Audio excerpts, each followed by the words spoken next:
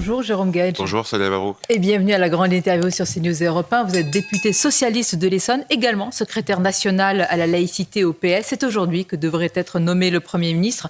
Nous allons parler du fond, d'un éventuel accord, s'il peut y avoir un accord de non-censure. Mais tout d'abord, dans la courte liste des candidats, Monsieur Gage, la piste François Bayrou tient la corde, contrairement à la volonté d'ailleurs exprimée par votre parti, pour tenter d'y voir un peu plus clair ce matin pour nos auditeurs et téléspectateurs. Si c'est François Bayrou, le PS n'en veut pas, mais ça ne veut pas dire qu'il le censurera demain ou dans les prochains mois. Je ne vais pas répondre à cette question. Ça commence bien. Mais pour une raison simple. D'abord, jusqu'à ce que la nomination ait lieu, nous, on continue à penser que la voie de la sagesse pour le pays, il ne s'agit pas de défendre tel ou tel intérêt partisan ou particulier, c'est de respecter autant que possible le sens du vote du 7 juillet. Et les deux messages de ce vote, on le dit depuis cette date, je le martèle, depuis cette date, une préférence donnée à la gauche, ce qui ne veut pas dire une majorité. Moi, je ne suis pas de ceux qui martèlent tout le programme, rien que le programme, et le Front républicain qui a fonctionné. Mais il faut tenir compte de cette préférence donnée à la gauche. Et donc, c'est partir d'un Premier ministre venant de la gauche. Nous, on a eu un communiqué très clair du Parti socialiste. Très clair. Ouais. Je rappelle que Bernard Cazeneuve était quand même soumis à censure de la part de certains socialistes, dont François Hollande. Je demande à Emmanuel Macron de ne pas refaire la même erreur, et d'une certaine manière, le PS n'a pas refait la même erreur, puisque le communiqué dit qu'il soutiendra un Premier ministre portant les valeurs de la gauche et partant des priorités du programme du nouveau Front populaire. Dans le genre, on cherche à rendre possible toutes les situations, cette double formulation, elle est compatible avec bien des profils. Et donc, pour répondre à votre question, parce que je ne veux pas l'éluder, donc à ce stade, nous, on continue à dire que c'est le chemin praticable, un Premier ministre partant de la gauche, venant de la gauche, mais construisant des compromis dans le cadre de cet accord de non-censure. Si ça ne l'est pas, Monsieur Gage. Si ça ne l'est pas, alors on nous proposera assurément à nouveau un accord de non-censure. Mais je veux bien qu'on entende dans la formulation les deux mots, accord de non-censure. Donc je ne vais pas vous dire, il y a une non-censure systématique avant même d'avoir commencé la discussion sur l'accord. Si dans la discussion sur l'accord, eh bien, il n'y a aucun compromis, aucun pas qui est fait, alors il y aura censure.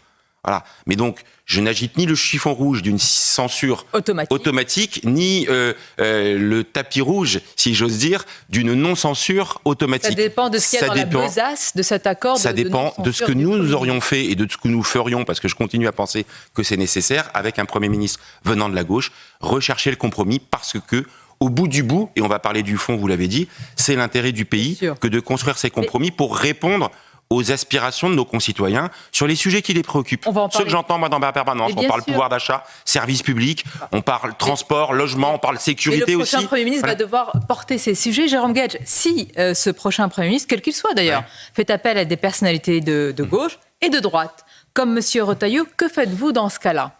Censure ou pas, avec M. Retailleau dans le gouvernement? Je le redis, d'abord, si on veut avoir un accord de non-censure, on essaye de part et d'autre d'avoir, des positions qui soient les moins clivantes, celles qui sont susceptibles d'incarner cet esprit de concorde qui devra présider à ce gouvernement. Donc, de la même manière que j'ai entendu qu'il y avait des irritants en disant on ne va pas de tel ou tel dans un gouvernement de gauche, on peut comprendre qu'il y ait des voix qui s'expriment en disant ça ne sert à rien de mettre mais moi, je veux la vôtre sur le ce feu. matin. Voilà. Est-ce que M. Retailleau est un irritant ou est-ce qu'on peut imaginer des personnalités de gauche avec un tel ministre? Pardon, vous allez trouver que j'insiste dans ma voix. Aussi. Mais c'est mon cas. Comme je continue à penser, et j'espère que le président de la République aura la sagesse de nommer un Premier ministre venant de la gauche, j'ai du mal à imaginer, j'ai entendu la parole de Laurent Wauquiez, que Bruno Retailleau vienne participer dans un gouvernement de gauche. Mais ça, c'est un raisonnement par l'absurde. Mais oui, mais dans la période, vous savez, on est obligé d'avoir ce type de raisonnement pour montrer que... Pour citer une socialiste, quand c'est flou, c'est qu'il y a un loup. Voilà, vous connaissez mieux vos classiques que moi. Très clairement, Jérôme Gage et Bruno Retailleau dans un même gouvernement, faisable ou totalement impensable? J'ai du mal à l'imaginer, voilà, très sincèrement. Non, j'ai du mal à l'imaginer, parce que moi, je vais vous dire...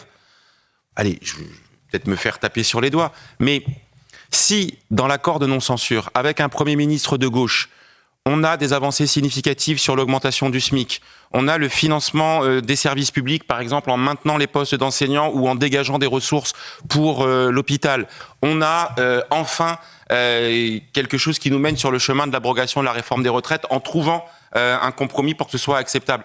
Si sur ces différents points, on obtient ces avancées, moi, au bout du bout, c'est l'intérêt des Français. Et toutes les avancées que je peux prendre, toutes les victoires qu'on peut ramener à la maison, je les prends à ce moment-là. C'est la vision, dans ce contexte particulier, de responsabilité que je porte avec la gauche républicaine même si Bruno je souhaite incarner. Dans un gouvernement, si vous avez obtenu des avancées importantes que vous estimez nécessaires on va pas pour se les mentir, Français, Bruno Retailleau, il a eu des paroles. J'entendais Laurent Wauquiez qui disait on peut pas être dans un gouvernement avec des gens dont on partage pas les valeurs.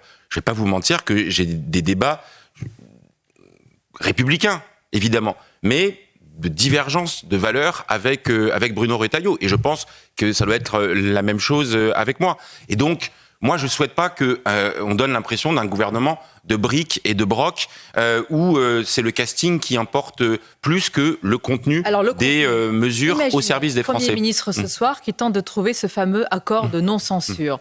Et vous, il faut vous reconnaître cela, Monsieur Guedj, depuis un certain temps, vous avez dit sur la réforme des retraites, il peut y avoir une porte ouverte, il peut y avoir une forme de consensus.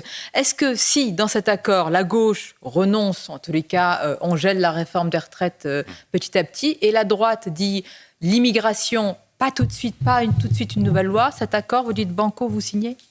Il faudra que tout le monde se sublime et se transcende. Je redis, ça peut pas être tout le programme, rien que le programme. Ceux qui ont dit ça ont rendu impossible le chemin du compromis, et d'une certaine manière, on en a payé le prix.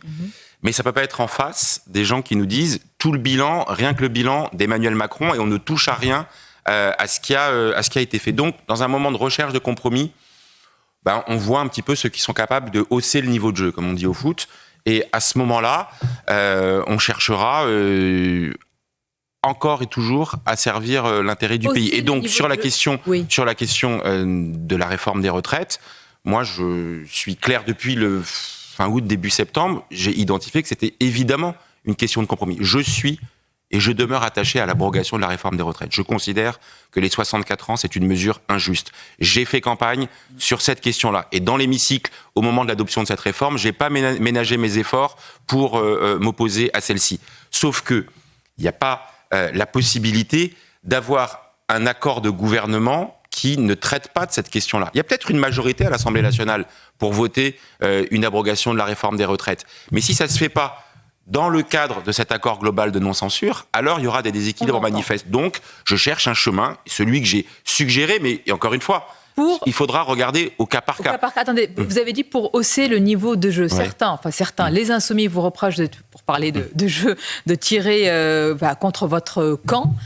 Pour être très clair, en juin, vous n'avez pas été investi par le nouveau Front populaire, vous êtes mis de côté. Non, mais Jean-Luc Mélenchon et les Insoumis ont souhaité ma défaite. Donc moi, l'émancipation par rapport à eux, elle a déjà été faite. Et je constate dans la période... Le divorce est acté de votre côté. Oui, il est acté, mais je distingue la direction de la France Insoumise, Jean-Luc Mélenchon, et ceux des électeurs que moi je rencontre, des militants sincères de la France Insoumise, qui eux aspirent à un certain nombre de propositions, mais simplement qui cherchent le chemin de l'efficacité, et qui voient à un moment donné que, à force de vitupérer, à force de plastronner, à la fin, on n'obtient pas les objectifs poursuivis. J'imagine qu'ils veulent de la cohérence. Vous êtes quand même un élément clé du dispositif socialiste. On a vu que M. Faure, hier, a pris vraiment ses distances avec Jean-Luc Mélenchon. Je m'en félicite, voilà, parce que est-ce que c'est la politique des petits pas, ou est-ce que le PS, est-ce que ce matin, vous pouvez nous dire, finalement, va rompre définitivement, quoi qu'il en coûte, électoralement ? En tous les cas, moi, c'était prévisible, ça a été inéluctable, notamment au lendemain du 7 octobre, et au regard des choix,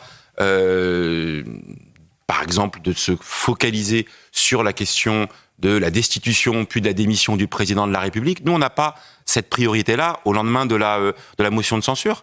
Un sens des responsabilités consiste à dire qu'il faut offrir de la stabilité au pays, tenir compte, ce que n'avait pas fait Emmanuel Macron, de cette tripartition, et essayer de trouver un chemin qui est respectueux, je le redis, de cette préférence donnée à la gauche, mais aussi du Front républicain qui a fonctionné, plutôt que d'être dans cette obsession de renverser Emmanuel Macron. Il y aura des élections présidentielles en 2027, et rendez-vous à ce moment-là, plutôt que dans l'accélération du calendrier.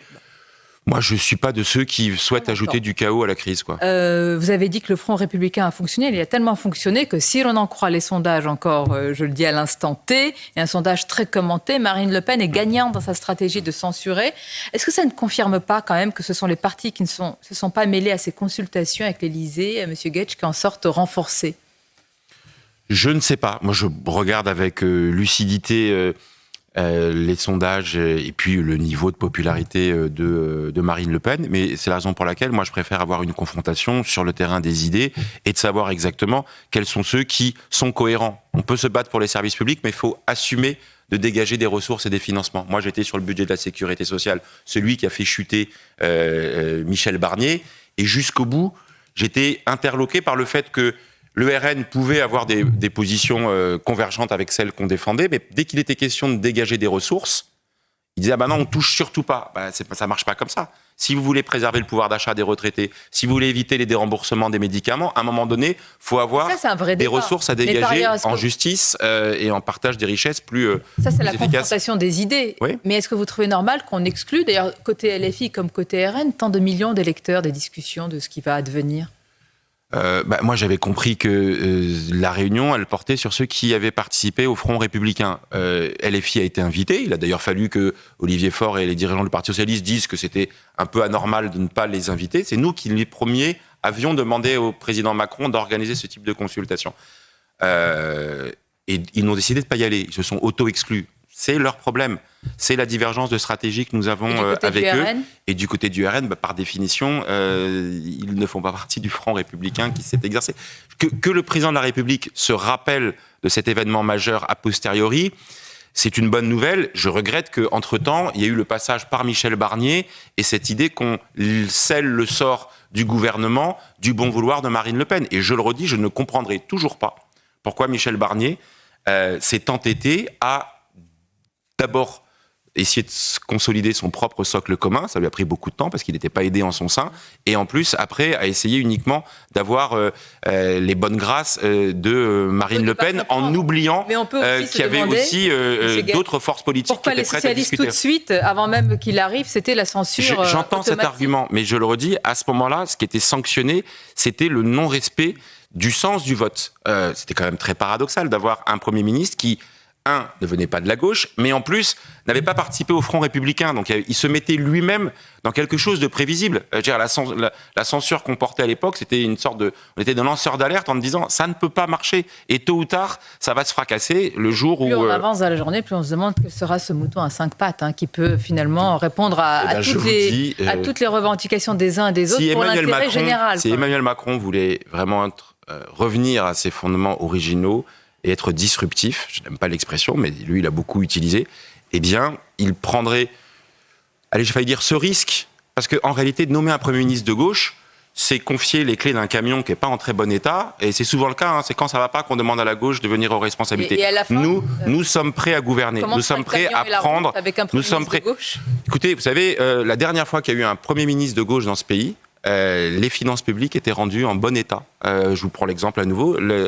En 2017, il n'y avait plus de déficit de la sécurité sociale. Voilà. J'ai ce souvenir-là. Autre époque. Question aussi aux responsables en charge de la laïcité PS que vous êtes. Une question rapide, puisqu'on a appris que la lycéenne poursuivie, vous savez, pour avoir menacé et frappé en octobre une enseignante qui lui demandait de retirer son voile dans l'enceinte du lycée, a été condamnée à 4 mois d'emprisonnement avec sursis. Est-ce que vous considérez que notre pays, avec l'affaire Paty, c'est suffisant, Jérôme Guedj ?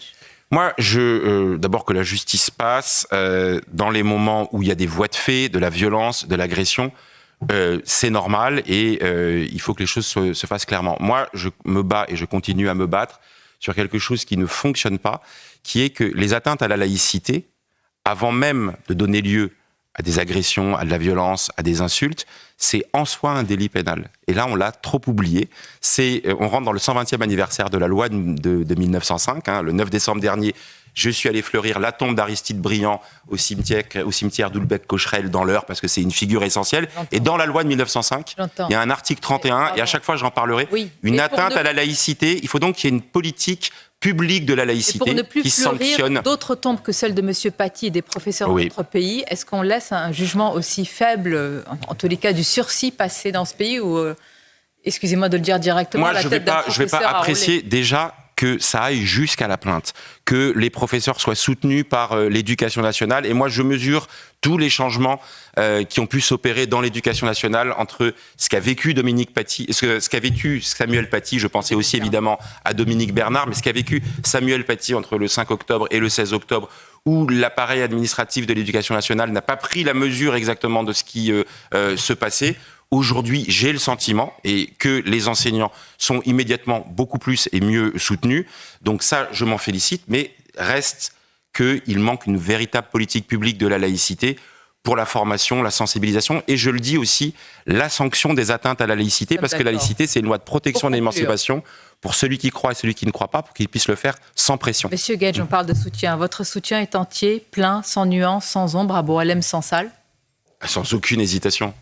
On ne fait pas taire une voix libre, quelle qu'elle soit. Par principe, ça c'est la culture voltairienne, c'est la culture Rousseau affirme, française. je souligne que les propos de Boualem Sansal relèvent de l'extrême droite, du suprémacisme. Ce n'est pas un ange, même s'il n'a pas à être en prison. Ça vous révolte? On n'a pas besoin de mettre des oui mais à la limite, je peux comprendre un point de vue. Je pourrais avoir les pires des désaccords avec Boualem Sansal, ce qui n'est pas le cas, parce que je pense par ailleurs que c'est une voie précieuse, utile, d'interpellation sur l'expérience de ce qu'a été l'islamisme et sur le lanceur d'alerte, ce que ça signifie face à celui-ci. Mais même, vous voyez, je vais trouver des circonstances atténuantes à Sandrine Rousseau, parce que ce qui m'intéresse le plus, c'est qu'elle dise, même si j'estime que c'est quelqu'un infréquentable, c'est son droit de le penser, voilà, au bout du bout, elle dit, on ne peut pas l'emprisonner. Elle dit surtout, c'est pas un ange. Elle dit qu'il est responsable d'idées suprémacistes. Non, mais c'est pour ça que ça donne... C'est plein et entier. C'est un soutien plein et entier, sur la forme et sur le fond, évidemment. Voilà. Merci Jérôme Guedj. C'était votre grande interview. Je vous dis à bientôt. À bientôt.